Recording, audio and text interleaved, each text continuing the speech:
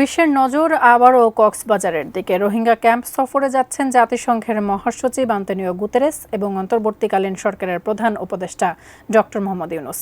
তবে কোন উদ্দেশ্যে এই সফর, বিস্তারিত ডেস্ক রিপোর্টে।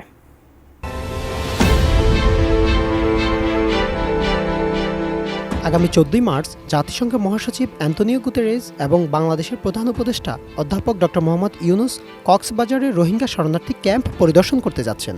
তাদের এই সফর পথ খুলে দিতে পারে আন্তর্জাতিক সহযোগিতা ও সহায়তার। জাতিসংঘ মহাসচিবের মুখপাত্র স্টিফেন ডুজারিক জানিয়েছেন, মহাসচিব 13 থেকে 16 মার্চ ঢাকা সফর করবেন। পরিদর্শনকালে তিনি স্থানীয় বাংলাদেশি ও রোহিঙ্গা শরণার্থীদের সঙ্গে ইফতার করবেন।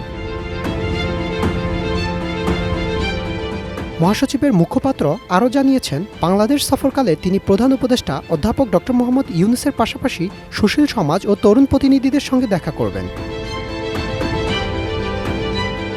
জীবনের সব আয়োজন এখানে একসাথে।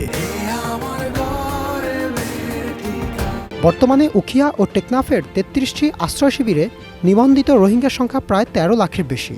এর মধ্যে 8 লাখ এসেছে 2017 সালের 25 আগস্টের পরের কয়েক মাসে। দীর্ঘ 8 বছরে একজন রোহিঙ্গাকেও মিয়ানমারে পাঠানো সম্ভব হয়নি। উল্টো গত কয়েক মাসে মিয়ানমারের রাখাইন রাজ্য থেকে পালিয়ে এসে আশ্রয় শিবিরে ঠাঁই নিয়েছেন প্রায় 60 থেকে 70 হাজার রোহিঙ্গা।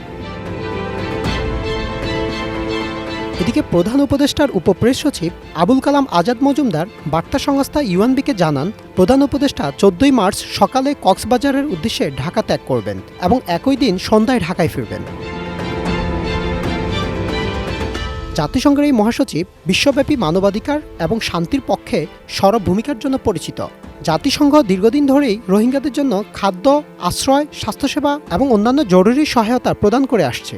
রোহিঙ্গাদের আশ্রয়দাতা দেশ হিসেবে বাংলাদেশকেও সমর্থন দিতে জাতিসংঘ আন্তর্জাতিক সম্প্রদায়কে একত্রিত করতে তৎপরতা অব্যাহত রাখছে। এর আগে জাতিসংঘ মহাসচিব প্রধান উপদেষ্টার লেখা এক চিঠির উত্তরে আশা প্রকাশ করেন যে, মিয়ানমারের রোহিঙ্গা, মুসলিম ও অন্যান্য সংখ্যালঘু বিষয়ক উচ্চ পর্যায়ে সম্মেলনে তাদের দুর্দশার বৃহত্তর সমাধানকে ত্বরান্বিত করতে সহায়তা করবে।